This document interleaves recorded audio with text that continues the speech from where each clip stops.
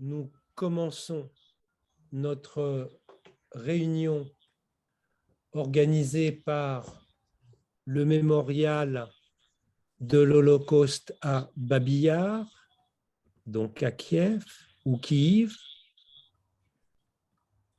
Yad Inunum et le groupement de recherche du CNRS Connaissance de l'Europe médiane qui, pour cette occasion, ont eu un soutien que nous ne saurions trop saluer, et par ordre alphabétique, de l'Association des professeurs d'histoire-géographie en France, du GDR, autrement dit l'autre groupement de recherche du CNRS qui travaille avec nous fort souvent, qui s'appelle Empire russe, URSS, monde post-soviétique, aussi avec la Fondation pour la mémoire de la Shoah, l'Institut européen Emmanuel Levinas, qui appartient donc à l'Alliance israélite universelle, le mémorial de Caen et le mémorial de la Shoah, qu'ils soient tous remerciés ici. Cette réunion exceptionnelle se tient alors que une guerre se déroule en Europe, que le nombre de réfugiés qu'elle provoque n'a pas connu d'équivalent depuis la Deuxième Guerre mondiale et que tous les organisateurs et leurs partenaires avaient à cœur, dès avant le 24 février,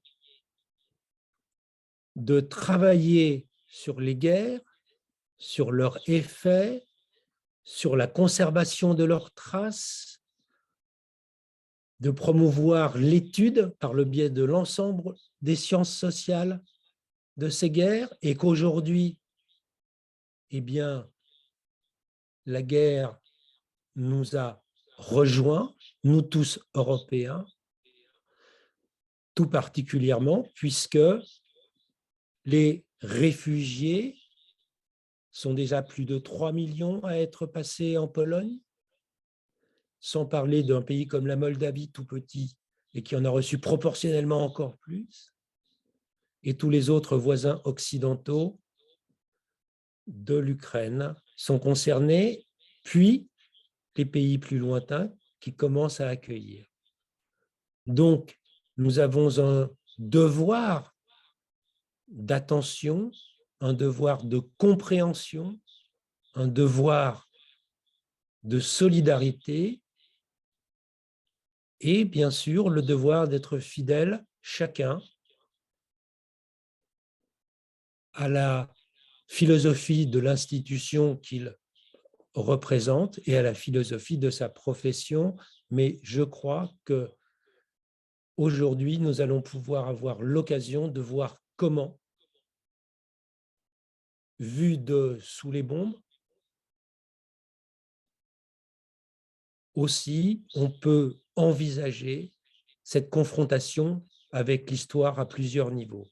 Et c'est pour ça que je ne saurais trop remercier notre ami Ruslan Kavachuk, qui est forcé de se déplacer en permanence depuis que je suis en contact avec lui cette semaine passée, pour des raisons que vous comprenez aisément.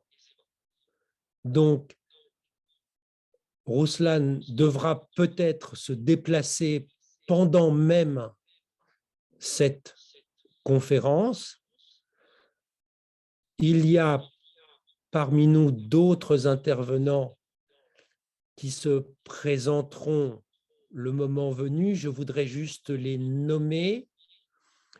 Vous voyez Audrey Kichelewski, qui est historienne à l'Université de Strasbourg, membre de ce qu'on appelle l'Institut universitaire de France, et qui travaille de façon très active sur la Shoah et la mémoire et les procès sur la Shoah, notamment en Pologne, mais pas exclusivement. Vous avez Andrzej Umański, qui est à la fois juriste en Allemagne et qui a beaucoup travaillé avec le mémorial de Babi Yar, puisqu'il est vice-président du conseil scientifique de ce mémorial.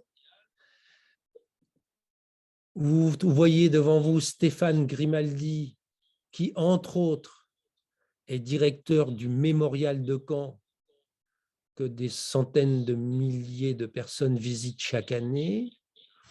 Vous voyez Michał Chojak, qui est responsable de la recherche à Yahad Inunum, une institution qui, depuis des années, cartographie, repère, va chercher des témoignages, trouve des traces de l'Holocauste en Ukraine et dans tous les pays attenants où il a eu lieu, et notamment des fosses communes. Et je ne présente pas plus que ça Ruslan Kavachuk, qui est directeur adjoint du mémorial, du centre mémorial de la Shoah à Babi Yar, car vous comprendrez très vite qui il est.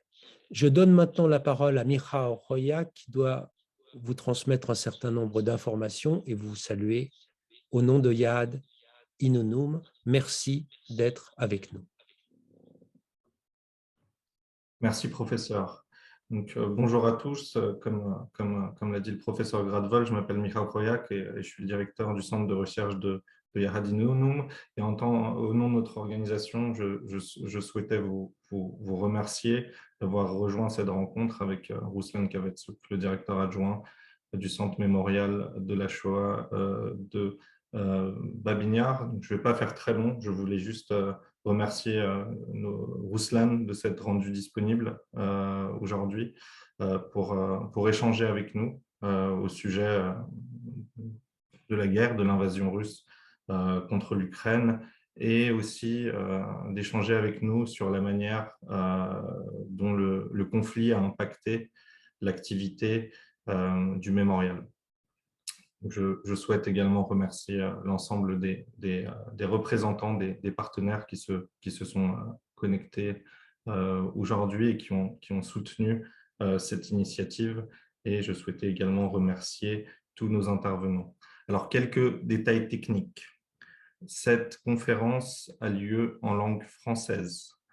Donc, je vais vous l'écrire dans le chat dans une dizaine de secondes, mais pour les gens qui souhaitent suivre la conférence en français, puisque notre intervenant principal, Ruslan Kavachuk, interviendra en langue ukrainienne. Olga Kulbashna traduira pour nous vers le français. Donc, il faut que vous cliquiez en bas de l'image sur une icône sphérique qui s'appelle « Interprétation ». Et sur cette icône, il faut choisir l'option langue française et appuyer ensuite sur « Couper l'audio original ». Et de cette manière, vous pourrez suivre le déroulement de la conférence en langue française.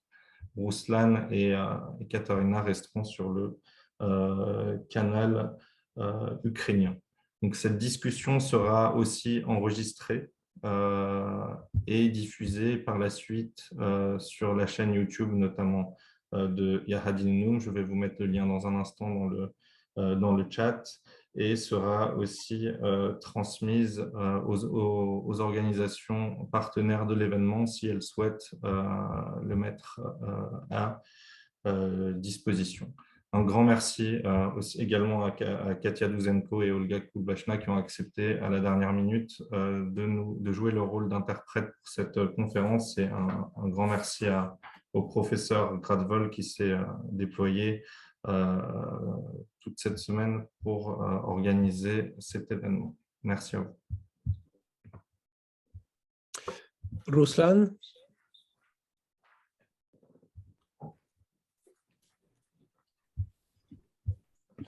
Доброго дня усім. Bonjour à tous.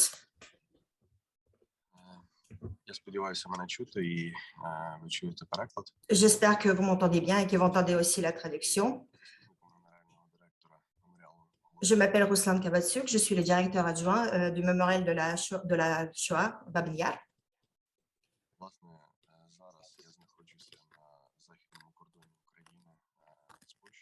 Je me trouve là tout de suite à la frontière entre l'Ukraine et la Pologne, donc à l'ouest du pays.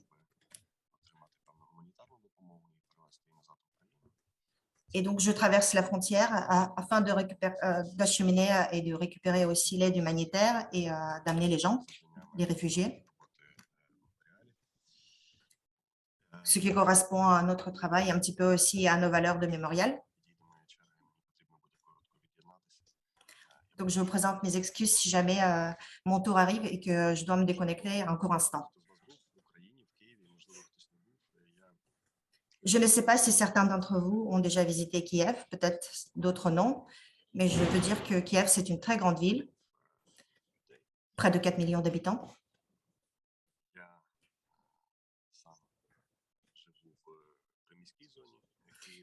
Moi, j'habite en banlieue de Kiev, une toute petite ville qui s'appelle Gostomel. C'est par cette petite ville que l'attaque des Russes contre l'Ukraine a commencé le 24 février. La veille, j'étais en Israël avec Père Desbois, le président de Yachad Nounou, et d'autres membres du conseil administratif du mémorial. Et ma visite aurait dû durer jusqu'à la fin de mois. Mais lorsque j'ai entendu le discours du président de la Fédération de Russie, Poutine, je me suis rendu compte que je devais rentrer au plus vite.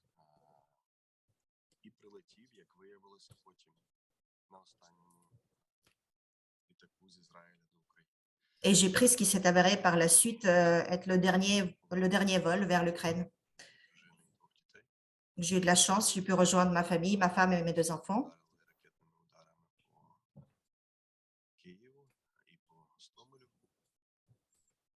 Et lorsque les roquettes se sont abattues la prochaine fois sur Kiev et Gostomel, j'étais déjà à la maison. Donc, en quelques minutes, on a pu faire la valise, le minimum de vêtements, d'affaires et de quitter notre maison et de s'enfuir avec la voiture de ma femme, justement pour sortir ma famille de cette zone de combat.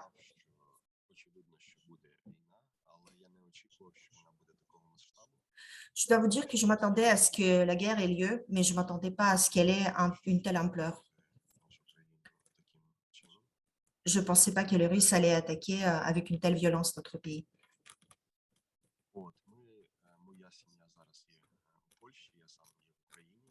Ma famille est actuellement en Pologne. Moi-même, je me trouve en Ukraine de l'Ouest. Et comme la plupart des employés de Mémorial, qui se trouvent également en Ukraine de l'Ouest.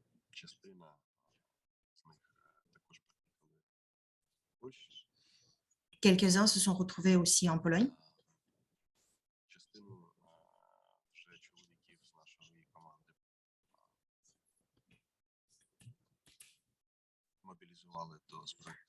Certains hommes de mon équipe ont déjà été mobilisés dans l'armée ukrainienne.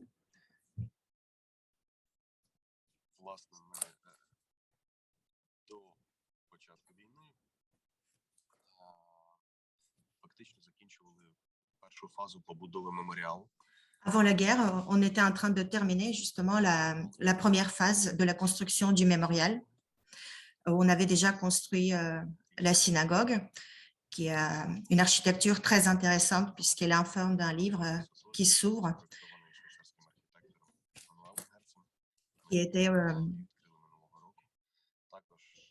dessiné par un architecte suisse, Manuel Hertz, et qui a été inaugurée l'année dernière. On a également inauguré le mémorial pour les victimes de Babin Yar, qui a l'air d'un champ en miroir dans lequel on voit les traces de balles et où on entend 24 heures, pendant 24 heures sur 24, en fait, les noms des victimes qu'on a pu identifier, donc les victimes qui ont perdu la vie à Bab el-Yar. Plus de 28 000 de noms ont été identifiés.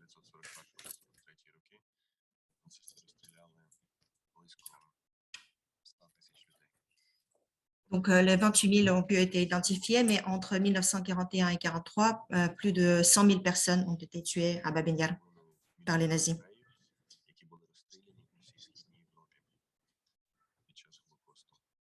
Près de 2,5 millions de Juifs ont été fusillés sur les territoires soviétiques pendant la Shoah. Donc, comme l'a très bien nommé Père Desbois, la Shoah par balle. Et le mémorial de Bab el-Yar est le plus grand charnier sur le territoire de l'Ukraine. Et cet endroit n'a pas été suffisamment reconnu, n'a pas été suffisamment respecté, si j'ose dire. Donc, j'espérais créer à cet endroit un mémorial qui non seulement rappellerait les leçons du passé, mais qui serait aussi actuel pour la génération d'aujourd'hui. C'est pour cela qu'on s'est tourné vers l'art. C'est pour ça qu'on a choisi de créer ces installations qui apportent la nouveauté technologique. Et on travaille par exemple avec Marina Abramovic, qui a créé le mur de lamentation en cristal.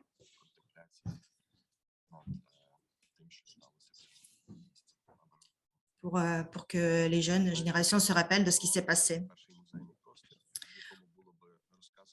On avait également prévu cette année d'ouvrir le musée sur ce territoire qui raconterait l'histoire de Bab el-Yar, de ce massacre qui a eu lieu le 29 et le 30 septembre 1941, lorsque les nazis ont fusillé presque 34 000 juifs de Kiev.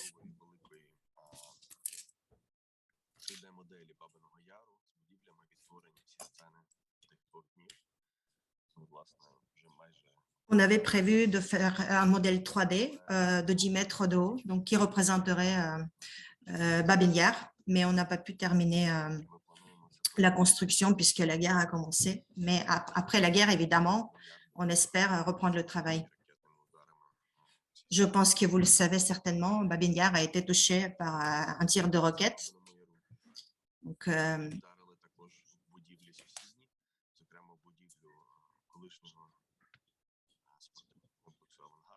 les roquettes étaient tirées à côté, donc sur la télé qui se trouve juste à côté, et aussi sur une salle de sport, ancienne salle de sport qu'on allait nous utiliser pour le mémorial.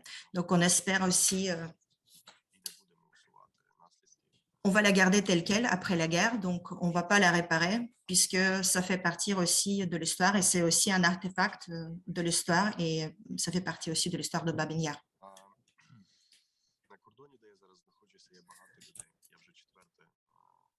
C'est la 4e fois ce mois-ci que je me trouve à la frontière et là, il y a énormément de personnes autour de moi. C'est vraiment très difficile de voir les files interminables d'enfants et de femmes qui quittent le pays. Comme vous le savez certainement, près de 7 millions de personnes ont été déplacées, qui se sont réfugiées à l'intérieur du pays et 3,5 millions ont dû quitter le pays. Ce sont principalement des femmes et des enfants.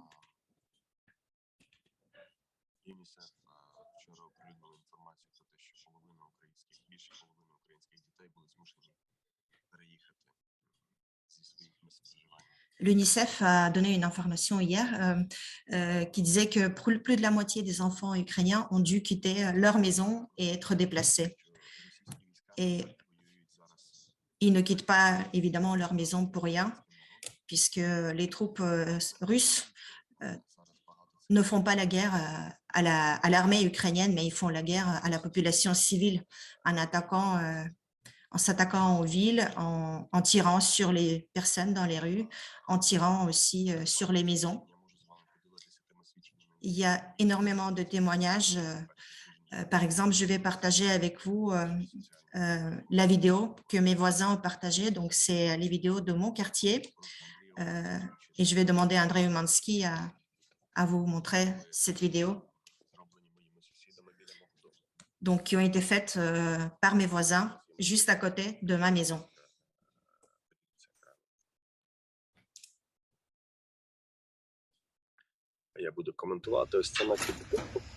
Je vais faire des commentaires en direct.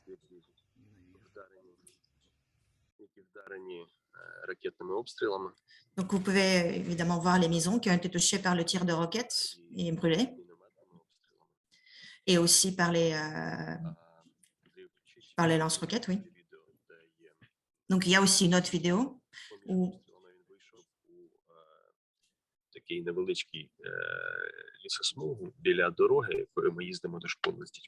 donc on va voir la seconde vidéo où on verra mon voisin qui est sorti à côté de chez nous. Donc, il y a une petite forêt où une voiture a été touchée donc, et les gens sont morts. Et mon voisin est sorti pour filmer les gens pour que les proches puissent s'identifier.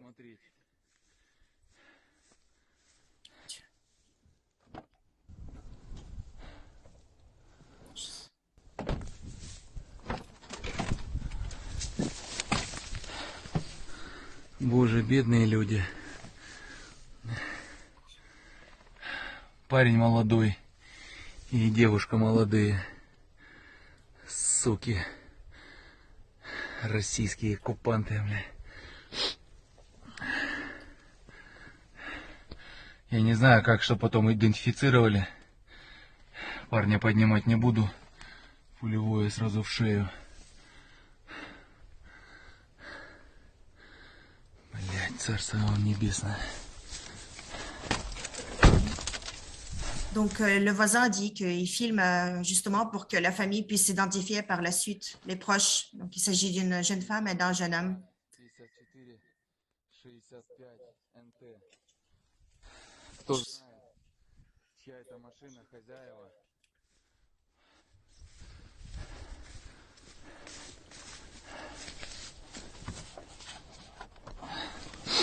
Et donc, il filme aussi la plaque d'immatriculation pour que les proches puissent retrouver, puissent savoir ce qui s'est passé pour leur famille.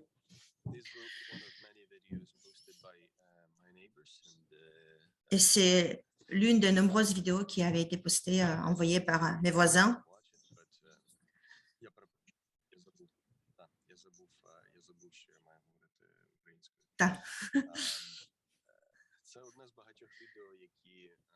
Oui, donc je me répète parce que j'ai oublié que je devais parler ukrainien.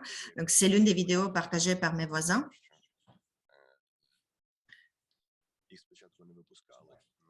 Donc, ils avaient filmé ça avant de quitter la ville parce qu'au début, c'était difficile de quitter la ville. Le maire de notre ville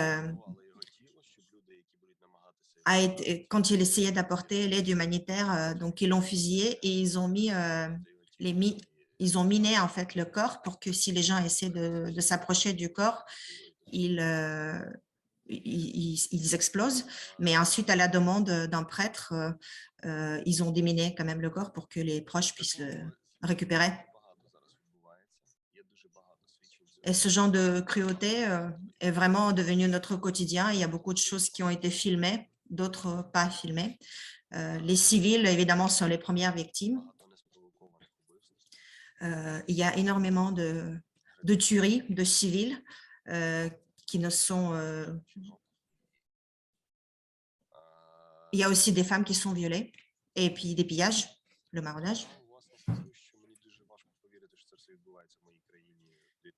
J'ai vraiment du mal à y croire que ce genre de choses arrive dans mon pays en 2022 parce que je ne pense pas que l'Ukraine soit foncièrement très différente de la Pologne, de Slovaquie. Nous sommes à peu près le même genre de pays. On avait plus ou moins une belle vie avant la guerre. un niveau de vie plutôt digne. Nous ne sommes pas un pays de tiers-monde. І ця вся війна, вона є цілковито неспровокованою і дикою. Et toute cette guerre est évidemment une sauvagerie qui n'est justifiée par rien et qui est menée par une personne qui n'est pas tout à fait saine d'esprit, à mon avis. Дуже важко зрозуміти те, що відбувається. C'est- 2 дні тому був у Києві. Il est très difficile pour moi de comprendre ce qui se passe vraiment. J'étais il y a 2 jours à Kiev et la ville Знаходиться під бомбардуванням. est bombardée tous les jours. Київ це ще півбіди, а те, що відбувається в Маріуполі, Mais par exemple, Kiev, ce n'est pas aussi dramatique que Mariupol ou Tchernigov, кількості цивільних без розбору. où des civils sont tués en masse. Щоб, з моєї точки зору, оскільки російські війська не змогли швидко захопити нашу країну, і оскільки їхнє політичне керівництво не очікує À mon avis, puisque свою незалежність. les troupes russes n'attendaient pas, n'espéraient pas qu'on allait résister, parce qu'ils espéraient de prendre notre pays en quelques jours et ils ne s'attendaient pas à une telle résistance de notre part. Leur réponse, c'est la terreur qu'ils répandent. Et la seule raison pour laquelle ils ne nous aiment pas, c'est que l'Ukraine est un pays démocratique qui espère, qui tend vers l'Europe et qui espère être un pays démocratique. Вона вже з різною інтенсивністю триває з 2014 року. Я Évidemment, cette guerre dure à une moindre intensité, mais dure depuis 2014. 17 роках. En 2015-17, j'ai travaillé comme conseiller au ministère Війна розгорталася спочатку. de Défense et j'ai vu donc le début de la guerre Зупинили, і як d'abord en Crimée, puis à l'est de l'Ukraine. ховалася за спинами J'ai vu les Ukrainiens qui essayaient d'arrêter les troupes russes et j'ai vu aussi les troupes russes qui se cachaient derrière les civils et qui aussi essayaient de montrer leur côté faible et qui au moins faisaient semblant de ne tirer que sur les civils, les militaires. Mais actuellement, ils ne se cachent même pas et ils tirent sur tout le monde. Poutine pense que s'il nous appelle fascistes et nazis, c'est qu'il peut faire ce qu'il veut, mais si on raisonne comme ça, on peut accuser de nazisme n'importe quel autre pays. зупинити цю Ce qui m'étonne, c'est qu'il n'y a pas eu énormément de réactions depuis 8 ans qui auraient pu arrêter la guerre il y a encore 8 ans. цілого народу. Et même actuellement, je trouve que la réaction n'est pas suffisamment forte Ескалацію з боку Росії et que si cette réaction des pays européens n'est pas suffisamment forte, ça pourrait provoquer Poutine підтримок акцій показує, et amener à une escalade encore plus forte du conflit. росіяни щасливі від таких слабких санкцій. Les Russes, la réaction des Russes est assez étrange. Ils disent qu'ils sont plutôt ravis des sanctions actuellement. Ils savent très bien que ces sanctions ne changent pas énormément leur vie et ils peuvent s'attaquer à d'autres pays, à Pologne, aux pays baltes, sans avoir énormément de choses à craindre. Те, що світ спостерігає Donc, je suis choquée parce que турбованості, le monde entier nous regarde et montre sa préoccupation, mais ça reste les mots. ті зусилля, які робляться, вони є Évidemment, il y a des efforts qui sont faits et qui sont dignes, évidemment, d'être це допомогти remerciés. Énormément de gens qui aident, чітко собі ставати справу і розуміти, що mais nous devons comprendre зусилля, які можуть зупинити цю війну, que ce ne sont pas ce genre d'efforts qui pourraient arrêter cette guerre. військовим чином Pas par la voie militaire, évidemment, зупинити її протягом днів, mais par exemple par la voie économique qui pourrait arrêter cette guerre durant quelques jours seulement et qui aurait pu forcer la Russie à se mettre sur la table de négociation. яка виснажує росіян, Mais nos partenaires européens ont choisi la tactique d'épuiser les Russes. Mais cette tactique, malheureusement, amène à un très grand nombre de victimes parmi les civils.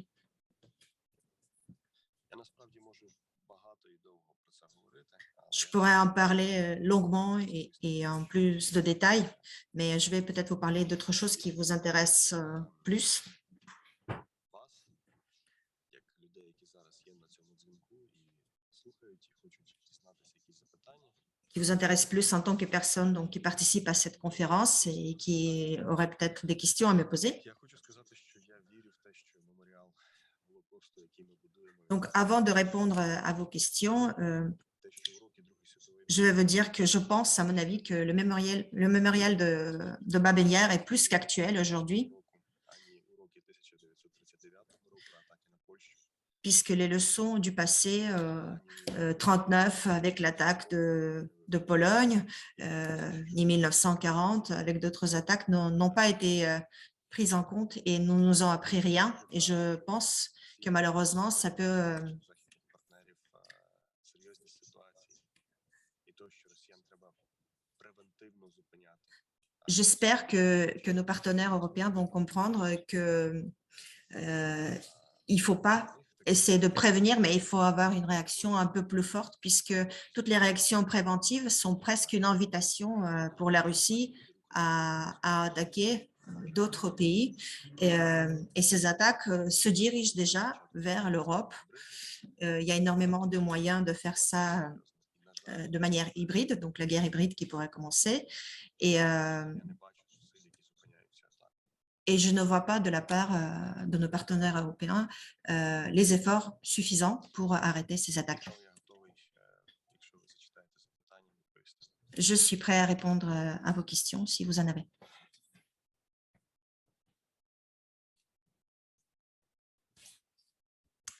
Michał, s'il y a des questions. Oui, moi j'aurais une première question.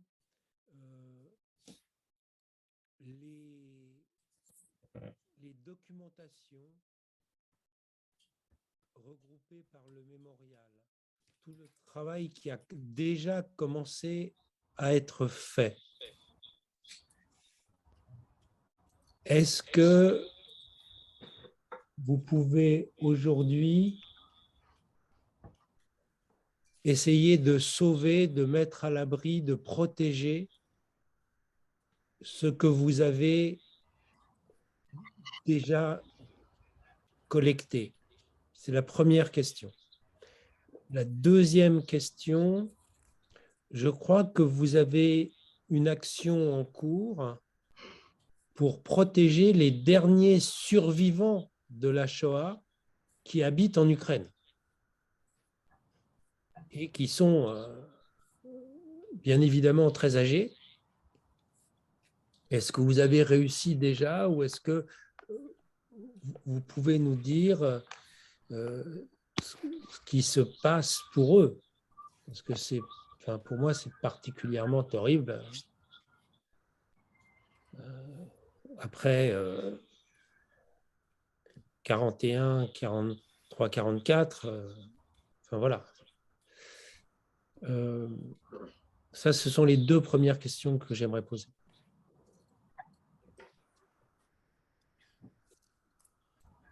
Так, власне, як меморіал, ми зараз реструктурували свою роботу. Oui, donc pour répondre à votre première question, en tant que mémorial, on a restructuré notre travail. On continue évidemment notre travail ailleurs, le travail dans les archives pour identifier les victimes. Ми розпочали доволі активну роботу по Nous avons également commencé un travail assez actif pour aider les Juifs parmi les nations, donc qui ont sauvé les Juifs pendant la Seconde Guerre mondiale, у Голокості. et évidemment pour aider ceux qui ont survécu la Shoah, Найменш захищеним людям, які живуть біля Бабиного Яру, на території Бабиного et Яру. également les personnes les plus démunies qui vivent autour du mémorial de Bab el-Yar, dans les maisons voisines.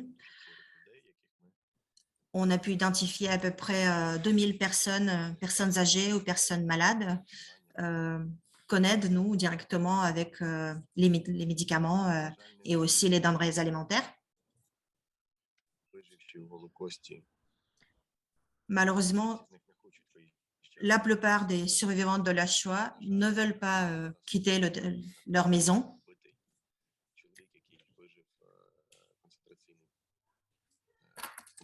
Il y a quelques jours, à Kharkiv, un survivant de la Shoah, donc qui a survécu à un camp de concentration, a été tué parce qu'un obus a touché sa maison et donc il a été tué. Et malheureusement, ce ne sont pas les cas isolés.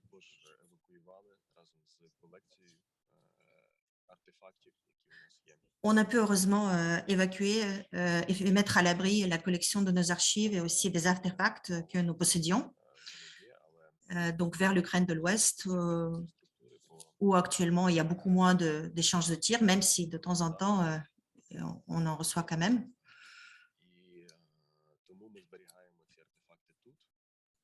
Donc, pour l'instant, donc c'est le lieu le plus sûr où l'on garde nos archives, nos artefacts et également la plus grande partie de notre équipe est ici.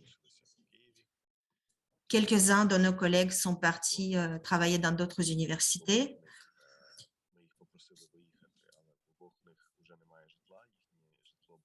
Donc, les deux personnes qui travaillent pour nous, originaires de Kharkiv, on leur a demandé de quitter la ville. Et donc, leurs maisons ont été détruites depuis, donc ils n'ont plus de maison.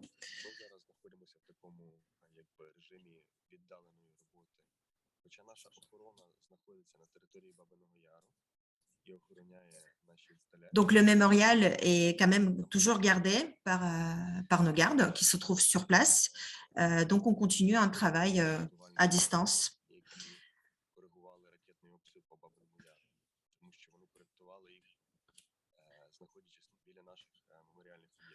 Donc, ce sont aussi nos vigiles qui ont réussi à retrouver et à arrêter les gens qui étaient là pour corriger les tirs des Russes. Et donc, ils les ont attrapés et qui les ont rendus au service secret.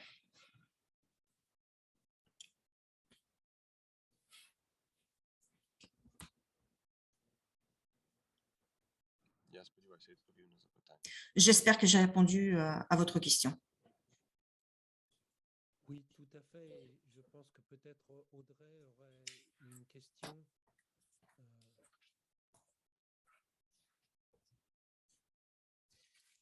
Il faut faire marcher le micro, Audrey. Oui.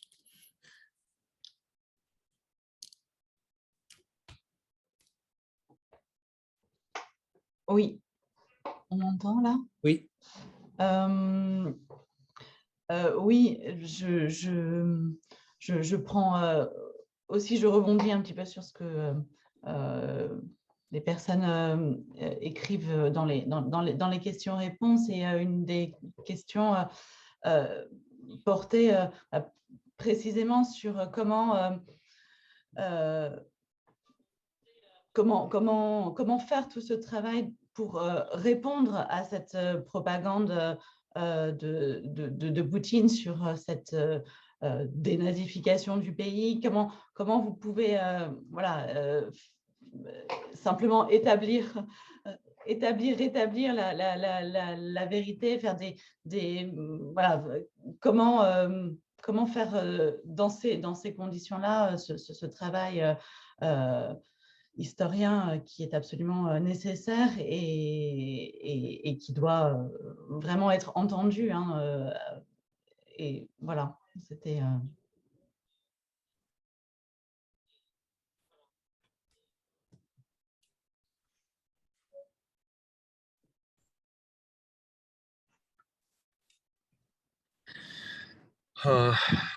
Власне, потрібно пам'ятати, що зараз у Росії є більше 70% громадян. Il ne faut pas oublier qu'actuellement, près de 70 personnes russes soutiennent la guerre en Ukraine. Ce n'est pas la guerre juste de Poutine, c'est la guerre du peuple russe. Je sais que beaucoup de pays de l'Ouest aiment la Russie pour la culture, évidemment, séculaire, pour beaucoup d'autres choses, et qui soutiennent les Russes. Mais la réalité est telle que le peuple russe a choisi la voie Et cette voie, c'est la voie de la déconstruction totale de tout ce qui était civilisé, de toute la civilisation construite avant cela.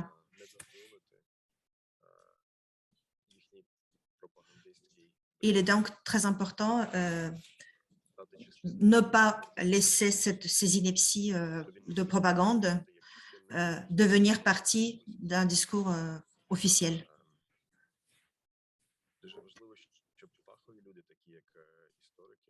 Il est très important pour que les personnes professionnelles, par exemple des historiens,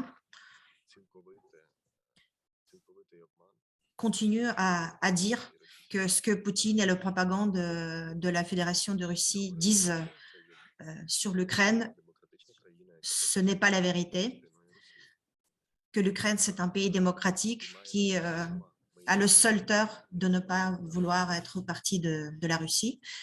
Mais on a le droit d'avoir la souveraineté, puisque nous sommes un pays souverain, avec le peuple, avec une culture ukrainienne.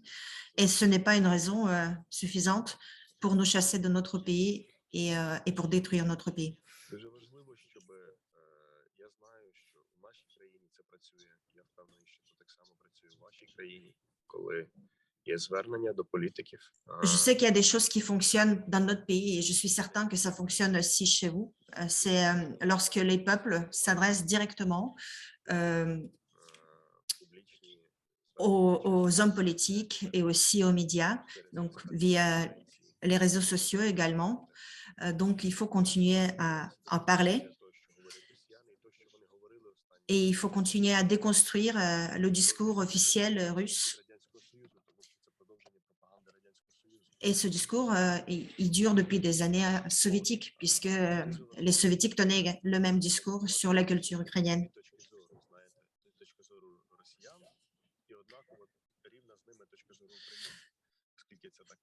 Et il ne faut pas mettre sur la même balance le discours ukrainien et le discours russe, puisque ce ne sont pas les mêmes discours. Puisque si on suit la logique des Russes, demain, n'importe quel pays européen aurait pu être accusé d'être nazi et attaqué pour être dénazifié.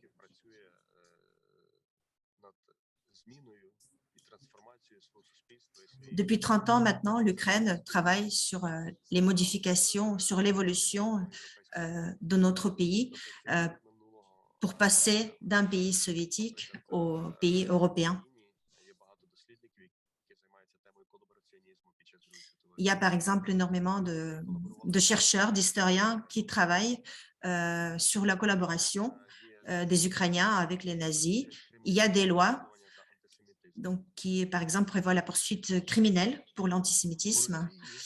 Et il faut comprendre que les héros, les collabos, ne sont pas les héros nationaux ukrainiens. Et si, par exemple, on parle de collaboration en Russie et de l'armée de Vlasov, vous pouvez aller en prison, puisqu'en Russie, il y a une loi qui interdit toute information qui ne serait pas conforme au discours officiel. C'est là que vous pouvez voir la grande différence entre l'Ukraine et la Russie. І допустити нормалізації відносин з Росією в будь-якій сфері зараз. C'est pour cela qu'il faut éviter la normalisation des relations avec la Russie dans n'importe quel domaine, jusqu'à ce que la Russie ne refuse à mener cette politique agressive. Donc, dont le paroxysme est cette guerre. Я, наприклад, можу з вами поділитися таким елементом. Я досліджував Je peux partager avec vous une telle réflexion. Il y a 4 ans, j'ai fait une recherche de ce qu'on dit dans les médias russes sur les pays européens. On a publié cette recherche, donc vous pouvez la lire, elle est accessible. Et par exemple, les narratifs sur la France, sur l'Allemagne, sur la Grande-Bretagne ne sont pas très flatteurs. Donc, on a analysé les éditions donc, qu'on a trouvées sur Internet, mais aussi des journaux. Et le narratif officiel est vraiment pas flatteur. Par exemple, les Russes racontent, le pouvoir russe raconte des choses horribles sur la France. Et il faut en parler, il faut partager aussi ce genre d'informations. La Russie est un pays très agressif.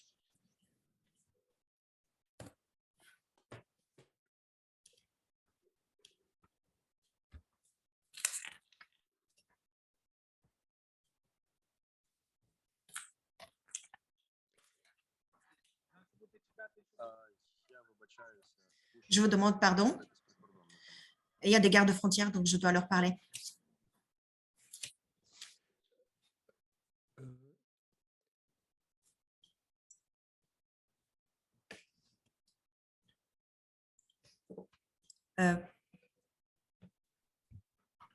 Paul, votre micro est coupé. Pendant que Ruslan s'entend avec les gardes-frontières, j'aimerais qu'Andrei nous présente un peu la situation vue d'Allemagne et les actions entreprises pour documenter la guerre et ce que ça peut signifier pour toutes les communautés intellectuelles et enseignantes qui sont regroupées autour de ce Zoom. Andrei. Merci. Merci beaucoup. Donc peut-être ce que j'aimerais ajouter au discours de Ruslan, c'est que, comme vous savez tous, le 1er mars, l'armée russe a attaqué la tour télévision à Kiev, qui est juste à côté du territoire de Babi Yar. C'est un crime de guerre parce que cette tour est purement une installation civile, ce n'est pas un objet militaire. Et comme vous le savez, comme vous avez lu, certains bouts de missiles ou certains missiles ont atteint aussi le territoire de Babi Yar. Donc, heureusement, les bâtiments, les constructions n'ont pas été abîmées, mais d'après l'équipe de Ruslan et d'après les photos et les graphiques qu'ils ont établis, c'était une question de plusieurs centaines de mètres. Donc je pense, là, on voit aussi à quel point on voit la position de la Russie aussi par rapport à la mémoire de la Shoah. Parce que si vous bombardez un objet civil qui est à quelques cent mètres du plus grand massacre par balle de juifs pendant la Deuxième Guerre mondiale, ça montre bien l'importance pour vous de la Shoah en soi-même. Voilà, donc je voulais juste ajouter ça parce qu'on voit dans les médias russes un certain essai de nier ça. Il y a une véritable révision, une négation toujours des faits par les Russes qui disent mais non, ce n'est pas vrai. Mais si vous regardez les vidéos, si vous regardez les photos, on voit très bien que non seulement 5 civils ont été tués, mais aussi que le territoire de Babi Yar a été bien touché. En ce qui concerne l'Allemagne, je dois dire que j'étais très déçu les premiers jours. L'Allemagne était très réticente dans sa réaction, il faut l'admettre. Nous avons un gouvernement qui était toujours dans un esprit de négociation, de compréhension, dialogue, et a pris quand même les 2-3 jours trop longs pour comprendre que la guerre a commencé malgré les discours et les négociations. Mais heureusement, très vite, l'attitude a changé et je pense aussi que c'est grâce à la population allemande qui a beaucoup plus rapidement réagi que les leaders politiques, en faisant tout possible, en envoyant de l'argent, mais surtout là, en aidant les réfugiés à un maximum. Et le parquet fédéral, il y a 2 semaines, même plus, a déjà ouvert une enquête préliminaire pour crimes de guerre et crimes contre l'humanité. Parce que la tradition depuis maintenant 5-6 ans du parquet fédéral est qu'avec le principe universel, chaque de ces crimes peut être poursuivi aussi en Allemagne. Donc s'il y a un jour un général, un officier, un soldat russe aimerait bien voyager en Europe ou en Allemagne, il peut avoir des soucis s'il est parmi les accusés dont on s'intéresse, parmi ceux pour lesquels il y a eu un mandat d'arrêt. Et c'est pour ça, comme vous dites, professeur Gradvoll, la collection des preuves est très importante. Donc c'est pour ça que Yahad Inounoum, sous la direction du père Desbois, avec Babillard, s'est lancé dans la collection des preuves. Non seulement parce qu'on voit très bien que les Russes essayent de nier chaque de ces crimes. Regardez par exemple Mariupol. Chaque jour, vous avez une nouvelle version que ce n'est pas vrai, qu'un hôpital a été attaqué. Et donc là, on voit que c'est important non seulement retrouver et collecter toutes les photos et vidéos que collectionnent d'autres institutions, mais tout d'abord interviewer et collecter les paroles des survivants et des témoins, comme Yahad Inounoum a déjà fait pour les témoins de la Shoah, les voisins qui ont vu le fusillade des Juifs, comme les survivants des massacres au Guatemala, et plus récemment aussi les Yazidis victimes de Daesh en Irak et en Syrie. Donc ici, pareil, il faut collecter ces paroles parce que, pour que vous compreniez, la justice marche d'une manière très classique, très conservatrice, c'est-à-dire on veut entendre tout d'abord des témoins. C'est la parole des témoins qui compte devant un tribunal, indépendamment si c'est La Haye, si c'est Berlin ou Paris. On veut entendre tout d'abord les témoins, les survivants, et après voir tous les autres preuves.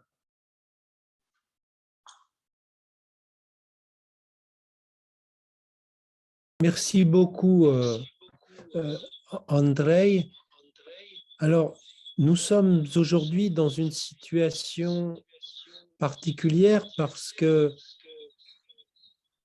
avant la Deuxième Guerre mondiale, l'arsenal juridique concernant les crimes était moins au point que ce que nous avons aujourd'hui. Et la façon de collecter les preuves n'était pas tout à fait la même. Hein, pas de vidéo, tout ça. Ça change profondément le rapport aux crimes de guerre, à la façon dont la guerre peut être documentée. Et je voudrais demander à Stéphane Grimaldi, qui a une grande expérience de ce que représente la transmission des réalités de la guerre et pas seulement le côté militaire. Hein, faire une belle exposition de chars, d'avions, tout ça, c'est une chose, mais ce n'est justement pas ce que fait exactement le mémorial de Caen ou celui de Falaise, qui a été mentionné. Et il me semble extrêmement important que le mémorial de Babillard puisse à l'avenir interagir, coopérer avec d'autres institutions similaires, même si l'angle n'est pas tout à fait le même. Et je serais vraiment, je pense que nous sommes tous curieux de savoir comment est-ce que, vu à partir de cette expérience française, mais à portée beaucoup plus large, puisque le mémorial de Caen couvre l'ensemble du globe terrestre, hein, ça ne s'intéresse pas qu'à la Normandie ou qu'à la France. Comment est-ce que vous voyez les choses et vous réagissez?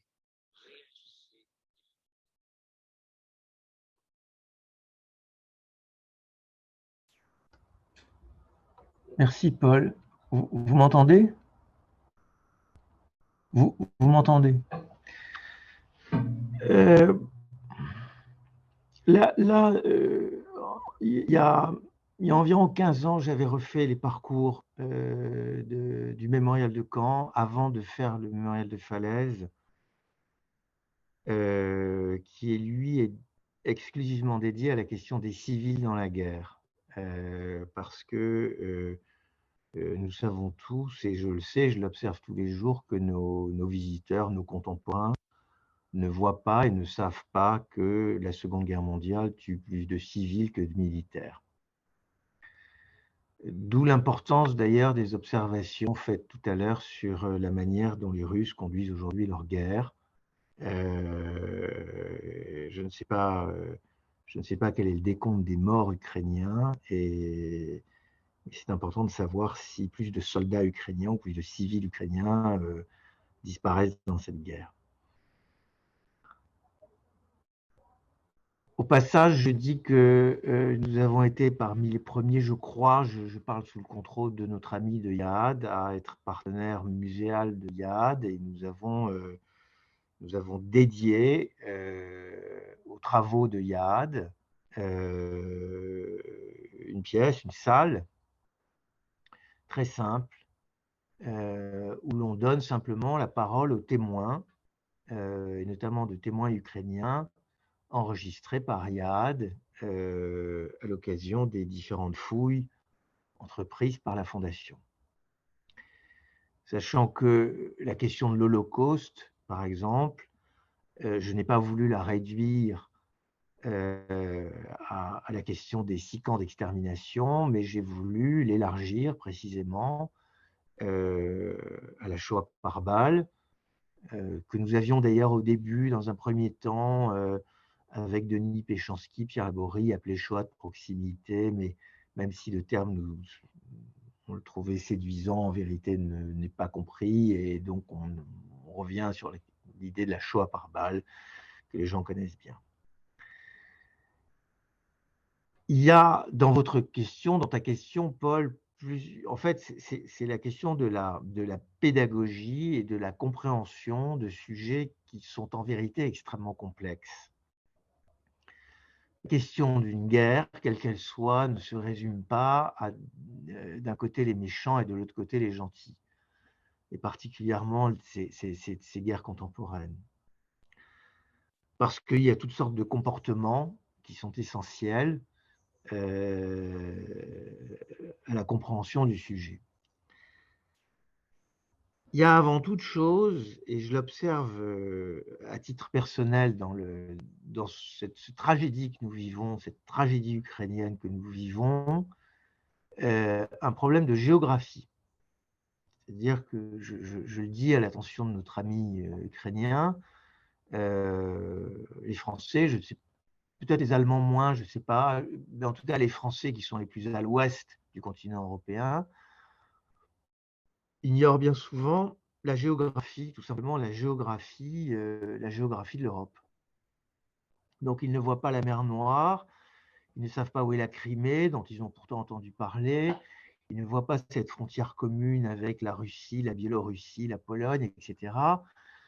Et tout ceci, ce sont des éléments qui sont, de mon point de vue, et en tout cas dans l'expression de mon métier au mémorial, fondamentaux.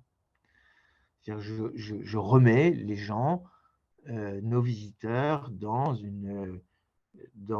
je cartographie les choses, pour dire les choses simplement, et c'est quelque chose que je vais d'ailleurs parfaire dans les 2 ans qui viennent. Ensuite, il y a quelque chose qui est très important, c'est dans nos musées, évidemment, la place de l'objet, la place du document, la place de l'archive.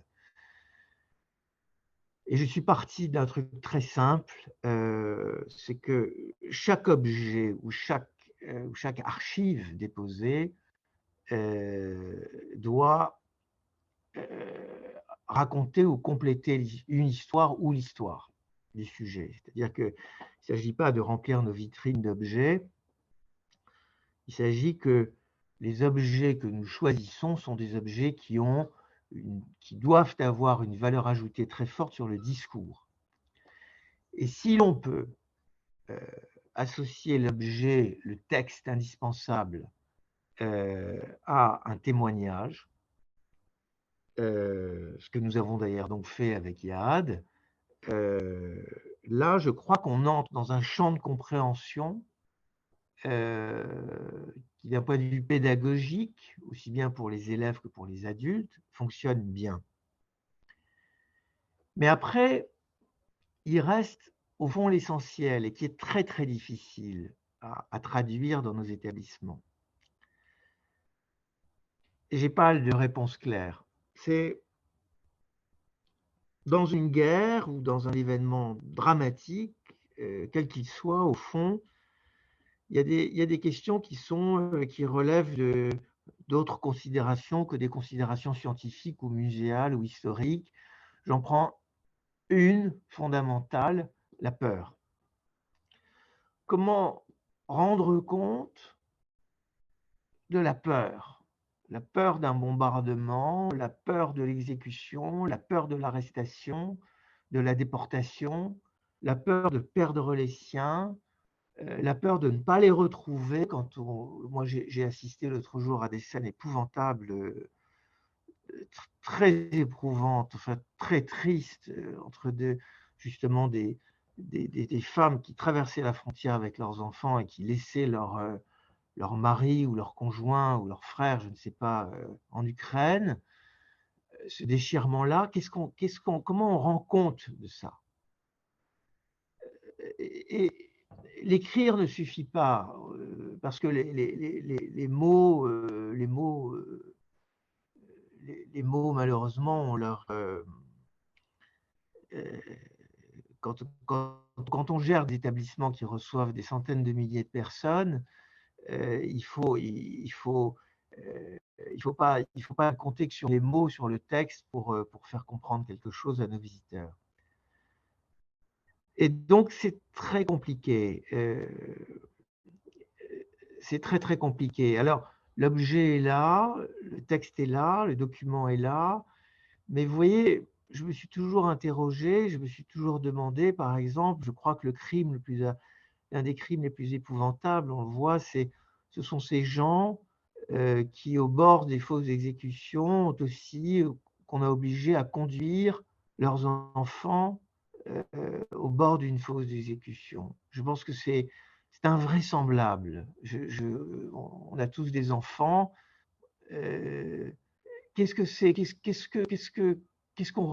que ces gens ont pu ressentir? Qu'est-ce que c'est que en fait, c'est indescriptible. Et pourtant, il faudrait arriver à le traduire, et je pense que nous n'y arrivons pas. Je pense que nous n'y arrivons pas. J'ai fait le tour de beaucoup de musées dans le monde, y compris en Asie d'ailleurs, sur des sujets de crimes japonais. C'est toujours la même chose, la photo, l'objet, etc., etc. Il y a quelque chose qui manque toujours, c'est-à-dire, il manque, en fait, c'est la question de la place de l'humain, la place de l'homme, la place de l'humain au sens large. Et c'est pour ça que ça m'intéresse beaucoup, cette discussion, et ça m'intéresse beaucoup de me rapprocher de nos amis ukrainiens pour avancer là-dessus. Voilà, après, vous avez dit quelque chose de très important tout à l'heure, c'est qu'effectivement, nos guerres sont des guerres qui sont très documentées. Et elles seront de plus en plus. On a vu tout à l'heure une vidéo effroyable. Donc c'est un matériel qui est évidemment extraordinaire. Enfin, pardonnez-moi pour je mets des guillemets à extraordinaire. En tout cas, c'est un matériel que nous pouvons utiliser, que nous devons utiliser. D'ailleurs, juste une parenthèse, je crois qu'il ne faut plus euphémiser les choses. C'est une des choses que j'avais décidé de faire ici, c'est-à-dire que quand on parle d'un crime de masse, quand on parle de crime contre l'humanité, il ne s'agit pas de montrer machin avec des espèces d'euphémisation, avec des photos floues, des choses. Il faut montrer les choses. Il faut montrer les choses. Il faut montrer la réalité des choses. Il faut juste interdire ou éviter que des enfants, il ne s'agit pas non plus d'accabler nos visiteurs avec des images épouvantables, mais il faut montrer les choses telles qu'elles sont et telles qu'on peut les montrer. Sachant que nos visiteurs sont tous, on le sait tous, confrontés de plus en plus aussi à des images extrêmement violentes qu'ils voient ou dans des jeux vidéo ou à la télévision ou partout. La violence est devenue est dans l'espace public. Et donc, il ne faut pas que, quand on parle de l'extermination de 6 millions de personnes, on se cache derrière des photos de wagons ou des photos floues. Il faut montrer les choses. Il faut montrer et les dire telles qu'elles sont. Voilà. Je ne sais pas si, Paul, ça répond à ta question, si ça reste, si ça vous intéresse ce que je viens de dire, mais moi, ce que je pouvais dire. Je crains qu'il n'y ait pas de réponse à la question au sens où il y aura la bonne réponse. Je pense que nous progresserons tous ensemble vers une réponse qui n'arrêtera pas de changer. Et j'ai été impressionné par le fait que, et ça me semble très très important comme message, que Ruslan et Andrei nous invitent à nous projeter vers le futur et à penser l'action du mémorial et notre coopération dans l'avenir et ne pas avoir notre horizon totalement obstrué par la guerre qui est imposée aujourd'hui par la Russie. Et c'est aussi un devoir que de essayer de penser ensemble et je pense de faire bien comprendre à Ruslan que nous croyons que l'Ukraine, que le mémorial de Babi Yar ont leur avenir devant eux. Et c'est aussi le sens de notre message.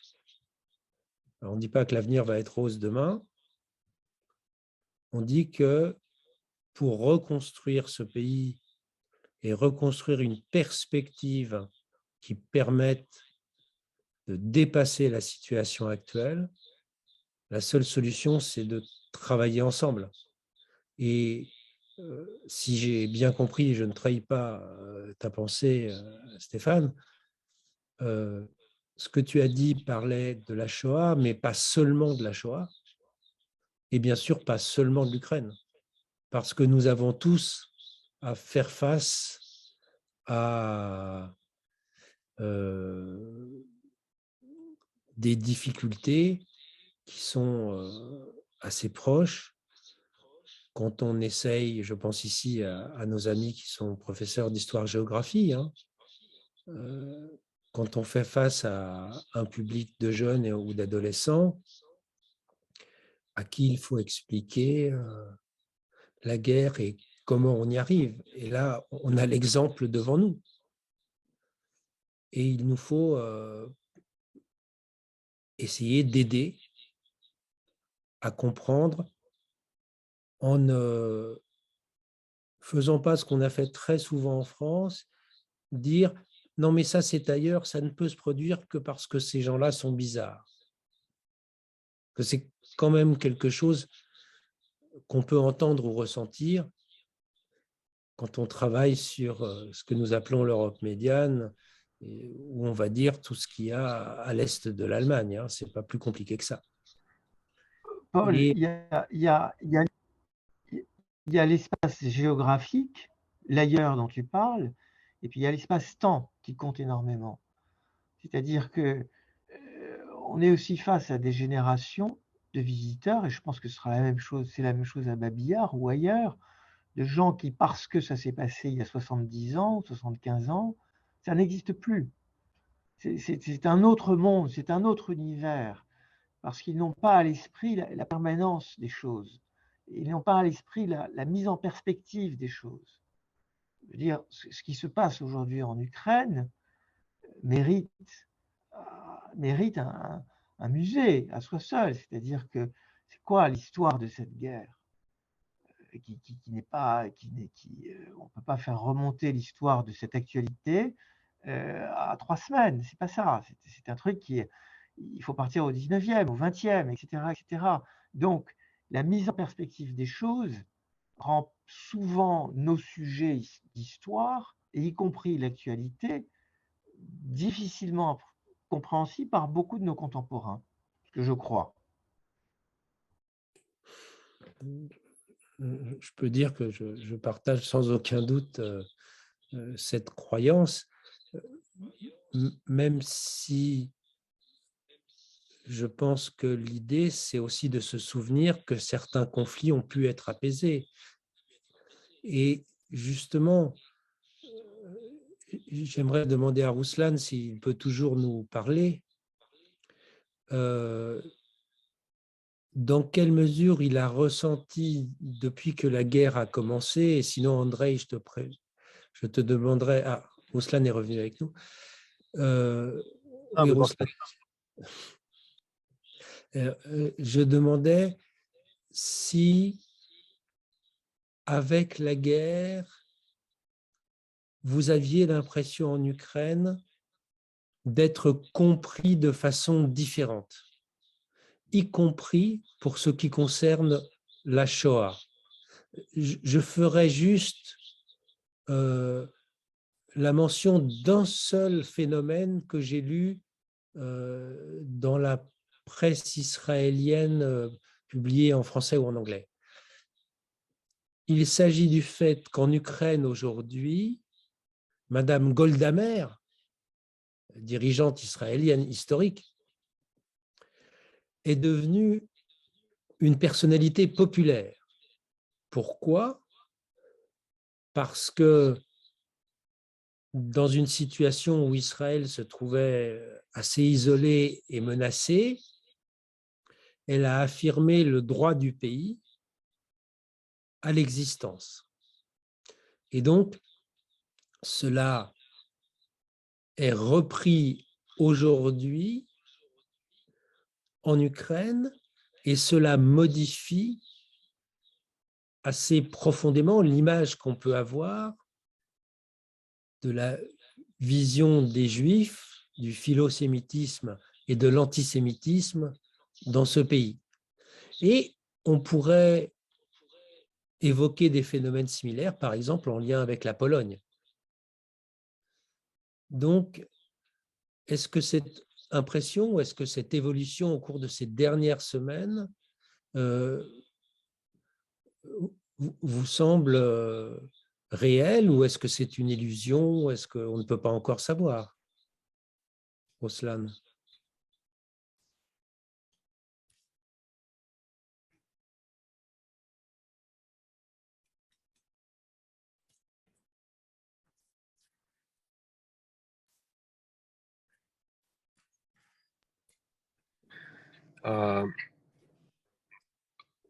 Згідно з нашими соціологічними опитуваннями, Selon les études sociologiques qui ont été menées par le Centre mémoriel, plus de 93% des Ukrainiens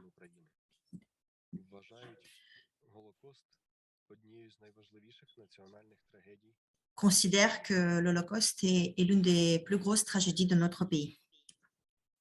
можливо, колись був час, коли Україна, як ви кажете, Probablement, il fut une époque où l'Ukraine avait dans un autre contexte, n'avait pas la même attitude envers la population juive et qui a mené à des choses qu'on connaît tous. Mais ce contexte-là n'existe plus. Donc aujourd'hui, notre pays est complètement différent, ne serait-ce que parce que notre président est ouvertement juif et il a été élu à 73% de vote. Notre ministre de Défense est juif, notre ancien Premier ministre était juif.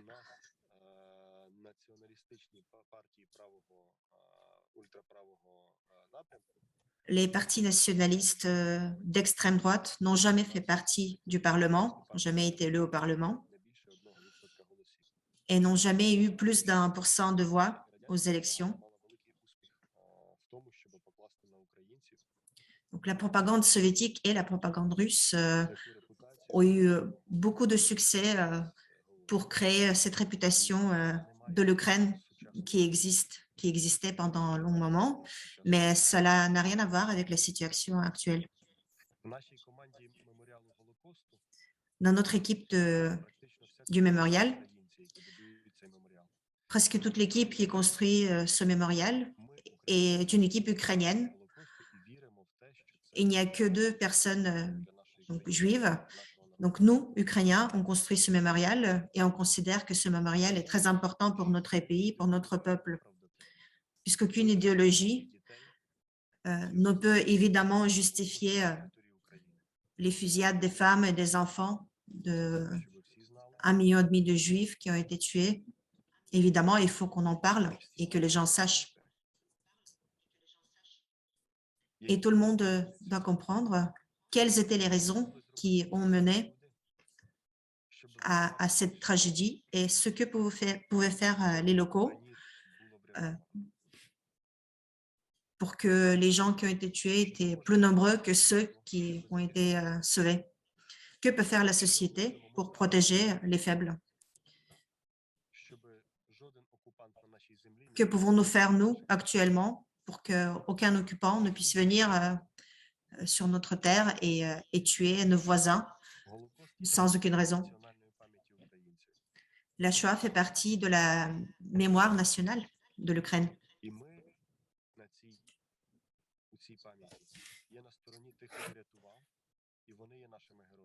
Et dans cette mémoire nationale, nous, on se tient de côté de ceux qui ont sauvé les Juifs et qui sont les héros pour nous. Et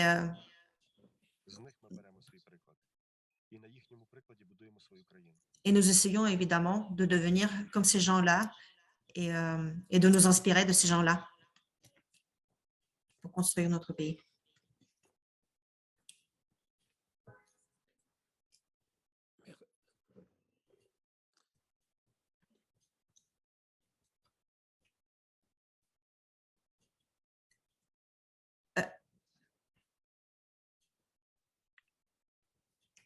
Je vais demander aux autres panélistes s'ils ont des questions. J'en ai encore 1 ou 2. Oui.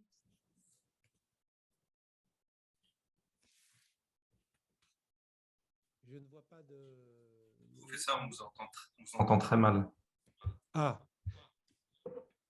Je voulais demander aux autres panélistes s'ils avaient une question. J'en ai encore 1 ou 2. Non? Bien. Alors, une des spécificités de Mémorial, c'est d'avoir reçu le soutien de financiers de sources extrêmement diverses et en particulier des États-Unis, de Russie, en fait de très nombreux lieux qui n'étaient pas l'Ukraine. Et la question qui se pose, c'est que bien évidemment aujourd'hui les soutiens russes vont disparaître puisque soutenir Mémorial va devenir un crime en Russie, donc ça va être assez simple. Les ressources de Mémorial dans le futur vous semblent-elles garanties dans une certaine mesure?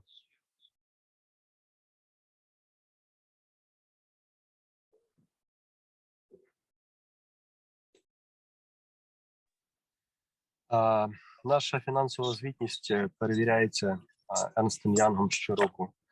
Notre documentation financière est publique, elle est affichée sur notre site web, elle est évidemment auditée tous les ans. L'année dernière, plus de 50% de financement ont été donnés par les Ukrainiens, donc les gens qui ont la nationalité ukrainienne.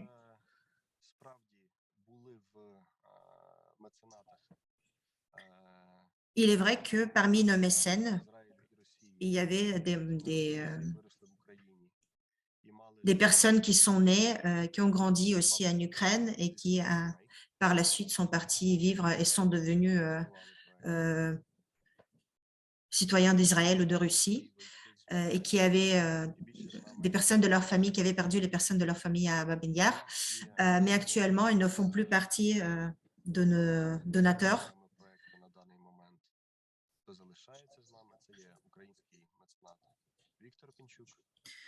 Les seuls gros donateurs qu'on ait de nos jours, c'est Viktor Pinchuk et Roland Lauder des États-Unis. Et aussi Vladimir Klitschko, qui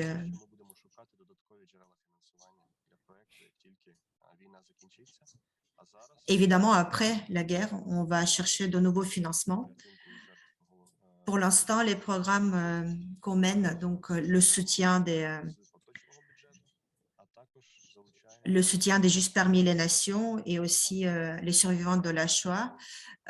Donc, nous utilisons nos financements que nous avons déjà, et puis nous faisons aussi le crowdfunding via les réseaux sociaux dans le monde entier, donc, que vous pouvez avoir sur nos réseaux.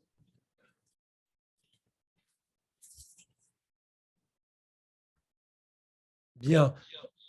Il est bientôt l'heure que nous nous étions fixés pour mettre fin à cette discussion, parce que je pense qu'il est imprudent de vous laisser en ligne trop longtemps.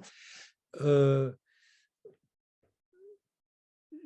tenais, au nom de tous les organisateurs et les partenaires, à vous remercier infiniment. Je crois que nous avons entendu aujourd'hui des choses que nous n'entendons pas tous les jours à propos de l'Ukraine, de la Shoah, bien évidemment du mémorial, mais aussi des perspectives que nous espérons que nous avons tous ensemble, car Babi Yar est une histoire européenne et mondiale, et il est hors de question de penser que ce qui se passe pour Babi Yar ne nous concerne pas.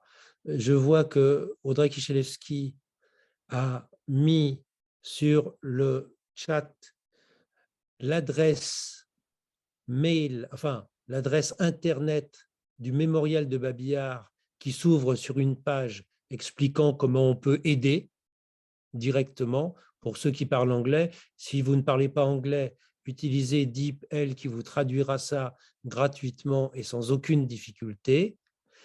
Je vous rappelle que sur la chaîne YouTube de Yahad Inunum et ensuite éventuellement sur d'autres plateformes, vous aurez accès à l'ensemble de la rencontre de ce jour. Je vois que nous sommes sortis. Je vous remercie également. Je vous remercie, Paul, pour l'organisation, et Michał également.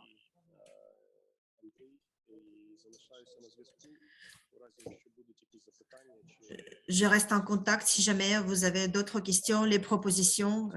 Je suis joignable. Vous pouvez me joindre via Michał ou André. Je vous remercie. Michał, un dernier mot?